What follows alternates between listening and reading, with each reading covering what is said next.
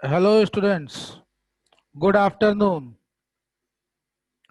आज हम लोग unit 2 assessment procedure and audit, जिसका पेपर कोड आपका 2.2 DGST है, उस पे ऑडिट इन जीएसटी और जर्नल ऑडिट, स्पेशल ऑडिट, इनको समझेंगे। मतलब जो ऑडिट का एरिया है पहले उसको आप समझ लें कि जीएसटी में ऑडिट किस तरीके से है, और टाइप्स में जर्नल ऑडिट, स्पेशल ऑडिट, इनको कवर अप करेंगे।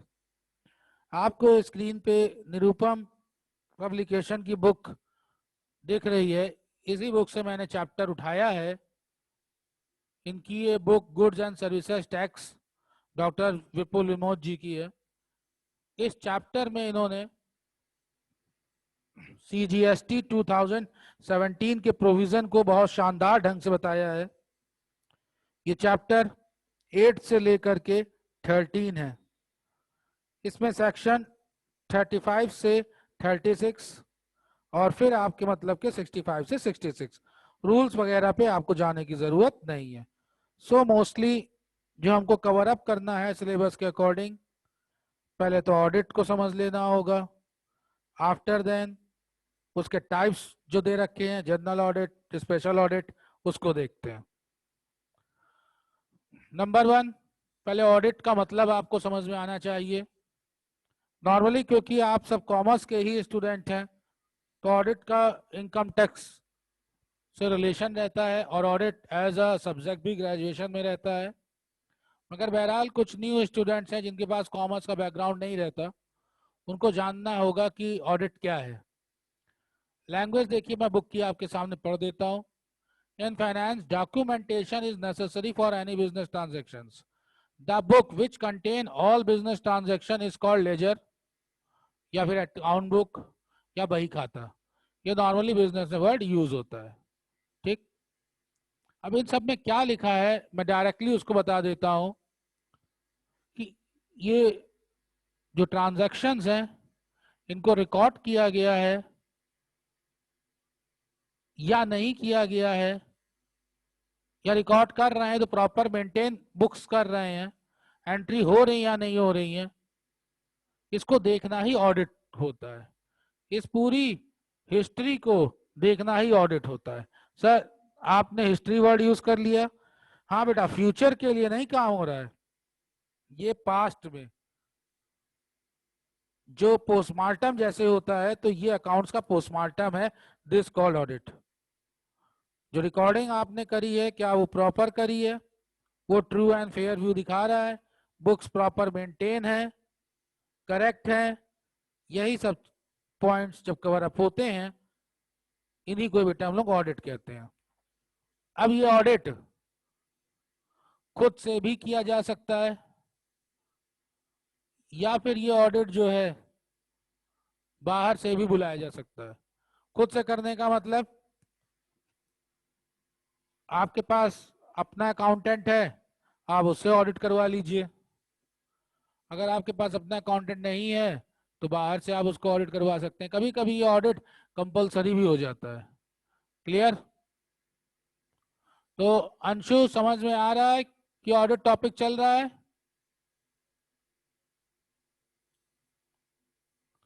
अच्छा, अब सर जो ऑडिटर होगा जिससे हम करवा रहे हैं ऑडिट, तो जरूरी चार्टर्ड अकाउंटेंट हो? बेटा, अगर आप मैनेजमेंट लेवल से ऑडिट करवाते हैं, अपने पर्सनल सेटिस्फेक्शन के लिए करवा रहे हैं, कहीं कोई कंपलसरी रिपोर्टिंग नहीं लगनी है, तो उस हालत में चार्टर्ड अकाउंटेंट की जरूरत नहीं होती, क्योंकि कानूनी रूप से उनकी जरूरत है, लीगल रिक्वायरमेंट है। पर्सनल अगर आप चेक कर रहे हैं तो सिंपल अकाउंटेंट भी देख लेता है।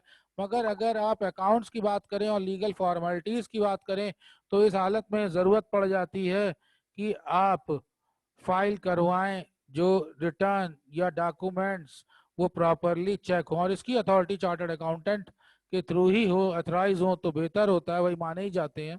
तो चार्टर्ड अकाउंटेंट ही इनको बताते हैं, चेक करके रिजल्ट बताते हैं, फाइंडिंग्स बताते हैं, उसे बोलते हैं बेटा ऑडिट रिपोर्ट।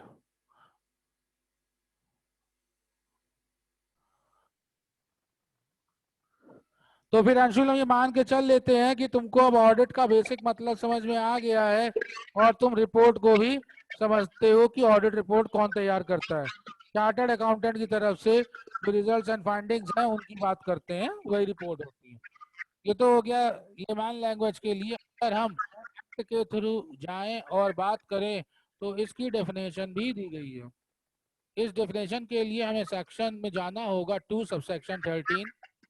ये कहता है डेफिनेशन के लिए, जैसा आपको स्क्रीन पे दिखाई दे रहा है, audit means the examination of record and returns and other documents maintained or furnished by the registered person under this act or the rule made thereunder or under any other law for time being in force to verify the correctness of turnover declared, tax paid, refund claim and input tax credit availed, and to assess his compliance with the provision of this act or the rules made thereunder. Sir ये सब तो कुछ भी समझ में ही नहीं आ रहा कि क्या लैंग्वेज लिखी हुई है। अब देखिए इस सब गाथा में क्या पॉइंट कहा गया है, मैं उसको आपको बताता हूं कि मतलब देखिए क्या है। सबसे पहले कि ऑडिट जो टर्म है वो क्या चीज कवर अप करता है। क्लियर? मैंने बताया आपको कि ये पोस्टमार्टम है, पास्ट की बात करता है। मींस ये एग्जामिनेशन कराता है। जब आप कुछ पढ़ चुके होते हैं तभी तो एग्जामिनेशन होता है, मतलब वो चीज गुजर चुकी होती है तभी तो एग्जाम आप दे रहे हैं पढ़ करके। तो जितना आपने ट्रांजैक्शंस को लिखा है अपने यहाँ, ये तो लेमैन लैंग्वेज में हो गया लिखा है, मगर उन ट्रांजैक्शन को जब आप रिकॉर्ड करते हैं, कोई डॉक्यूमेंट्स मेंटेन करते हैं, रिटर्न होता है, उनको एग्जामिन करता है। किन किन को एग्जामिन करता है ध्यान से देखिए।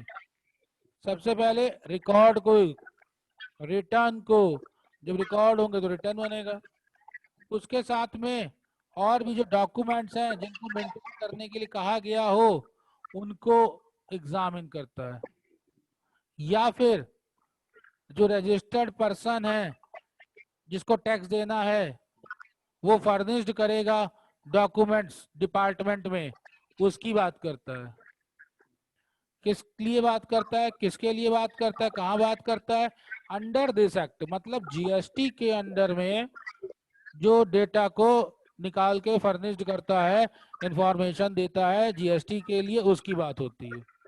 या फिर और the rules made there under, मतलब कोई और रूल बनाए गए हो उनको हम समझ सकते हैं। या फिर एनी अदर लॉ, देखो और करके है, इस और के बाद में any other law for the time being in force, कोई और ऐसा लॉ है जिसकी वजह से इसको मेंटेन करना पड़ रहा है, या फिर अकाउंट्स को उसकी करेक्टनेस को चेक करना पड़ रहा है, जो टर्नओवर डिक्लेयर किया है किस पर्पस के लिए देखना है, टैक्स पेड अगर है वो चेक करना है, रिटर्न का कोई क्लेम है, या आईटीसी की बात करते हैं जो आप लेते हैं आईटीसी उसको अवेल करना चाहते हैं, तो उसके लिए जो इंफॉर्मेशन देंगे, जो अकाउंट्स देंगे, जो डेटा अकाउंटिंग फॉर्म के दे रहे हैं उनको वेरीफाई कराना है।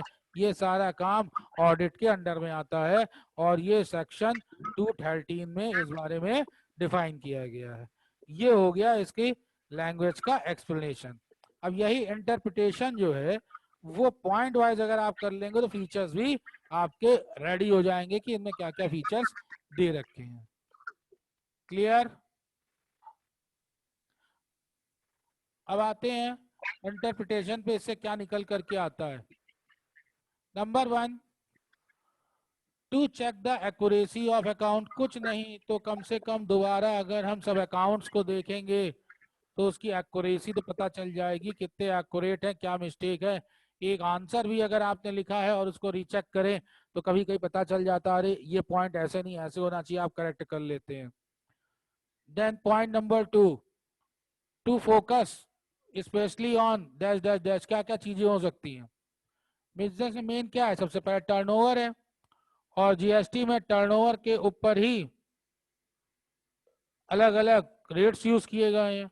तो कैलकुलेशन ऑफ एनुअल टर्नओवर, इसके ऊपर फोकस होता है कि सही हुआ है, कहीं गलत तो नहीं। जो रिटर्न फाइल किए जा रहे हैं उनको वेरीफाई कर देते हैं चार्टर्ड अकाउंटेंट्स कि हाँ उनकी नॉलेज में ये इतनी बातें सही हैं। प्लस रिटर्न के बाद अगर आप कोई क्लेम डिपार्टमेंट के लिए करते हैं तो उस क्लेम का भी वेरिफिकेशन करते हैं, बेसिकली इन आईटीसी से रिलेटेड रहता है। देन जो टैक्स पे किया है उसका कैलकुलेशन, देन उसका वेरिफिकेशन, और इसके एक्ट में जो कुछ प्रोविजंस हैं जहां इनको फॉलो करना है उसके बारे में ध्यान दिया जाता है। मेन ये काम हो जाता है। After then point third, special part of accounts या entry of certain time period. किसी एक पर्टिकुलर टाइम पीरियड में अगर कुछ इस तरीके से किया गया है एंट्री तो उनको भी चेक किया जाता है। Next, accounts of any businessman can be audited under GST. तो जितने मैंने आपको ऊपर तक सारे पॉइंट्स बताए हैं, ये सारे के सारे पॉइंट्स 5, 6, 7, 8, 9, 10, 11, 12 में तोड़ तोड़ करके स्टेप वाइज आपके लिए बताए गए। इनसे आपका फीचर्स भी कंप्लीट हो सकता है। अच्छा, वापस बताते हैं कि इसकी इंपॉर्टेंस क्या क्या है। Fifth, generally a businessman with turnover more than a certain threshold limit is audited. बहुत बढ़िया पॉइंट है। क्या हर एक को ऑडिट करवाना जरूरी है? तो यहां से आपको क्लियर हो जाएगा कि नहीं। अगर जो थ्रेशोल्ड लिमिट है उनके लिए जरूरी होता है, जैसे बताया कि इन्फोर्समेंट ऑफ लॉ या उसके किसी रूल और प्रोविजन की वजह से जरूरी हो रहा हो तो आप ऑडिट करवाएं। तो जरूरी क्यों होगा? जब आप थ्रेशोल्ड लिमिट में आ जाएंगे कि आपको जीएसटी देना ही देना है। Then sixth, an audit can be initiated by government और बिजनेस। मैंने बताया आप खुद से करवाना चाहें, गवर्नमेंट करवाना चाहे तो गवर्नमेंट की तरफ से ऑडिटर अगर है तो चार्टर्ड अकाउंटेंट ही होगा। आप अपनी इंटरनल खुशी के लिए करवाना चाहते हैं तो अपने यहाँ जॉब पे भी रख सकते हैं, उसे मैनेजमेंट ऑडिट बोलते हैं इंटरनल के लिए। Seventh, the audit is done by chartered accountant और गवर्नमेंट ऑफिशियल। देखो अब आ गया साफ साफ कि चार्टर्ड अकाउंटेंट हैं वो करेंगे या फिर गवर्नमेंट की तरफ से जो ऑथराइज्ड ऑफिसर्स हैं वो चेक करेंगे। Eight, auditing is one of the most important aspect of GST. Ninth, report generated after completion of audit is called audit report. यहां से आपको एक आंसर और पता चल जाता है कि ऑडिट रिपोर्ट क्या है। कुछ नहीं, घबराने की जरूरत नहीं। ऑडिट रिपोर्ट अभी मैंने पहले भी आपको बताया था, फिर सिंपल लैंग्वेज में जितना भी वर्क ऑडिटर ने किया है, अकाउंट्स को चेक किया, वेरीफाई किया, डेटा देखा, क्या वो डेटा करेक्ट है या फिर विंडो ड्रेसिंग है या true and fair view present करते हैं या नहीं करते हैं, ये सारी इंफॉर्मेशन जो काम किया उसी को रिटर्न फॉर्म में दे दिया स्टेप वाइज। एक रिपोर्ट बन गई। अगर रिटर्न फॉर्म पे दे दिया तो रिपोर्ट किस चीज की बनी? ये ऑडिट की रिपोर्ट बनी। तो इसी सबको बोलते हैं ऑडिट रिपोर्ट। तो ऑडिट रिपोर्ट का मतलब है रिटर्न फॉर्म पे उसी हिस्ट्री उसी वर्क का आ जाना। देन 10 पॉइंट है, there is a certain process which need to be followed while auditing. Next, time limit for audit is also decided.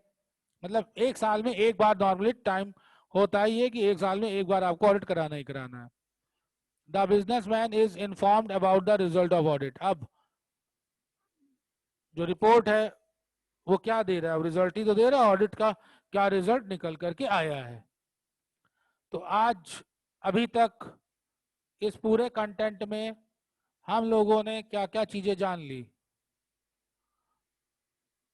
Anshul, आपको ऑडिट को लेकर कोई प्रॉब्लम है?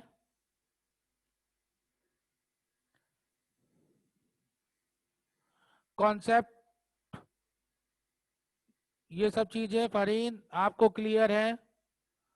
इतना पॉइंट आपको समझ में आ गया? किसी को कोई डाउट?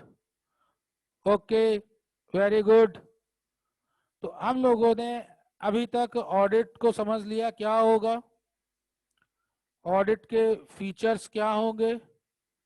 सर फीचर्स तो एग्जैक्टली नहीं गिवन थे बेटा, जो डिफिनेशन के कंटेंट है उन्हीं से ही फीचर्स तो डेवलप हो जाएगा। ऑडिट कौन करवाएगा, ऑडिट कौन करेगा, ऑडिट कंपलसरी रहेगा या वॉलंटरी अपनी मर्जी से रहेगा, या हर एक को ऑडिट करवाना है, गवर्नमेंट ऑडिट करवा सकती है, ऑडिट फ्यूचर के लिए होगा या पास्ट के डेटा के लिए होगा, इन सब बातों का हम लोगों को बेसिक क्वेश्चन मिला और ये 12 पॉइंट्स जो है वो इन्हीं को ही एक्सप्लेन बेटा करते हैं। अब जब आपको बेसिक चीजें समझ में आ जाती हैं, देन हम लोग अब मूव करेंगे टाइप्स ऑफ ऑडिट पे।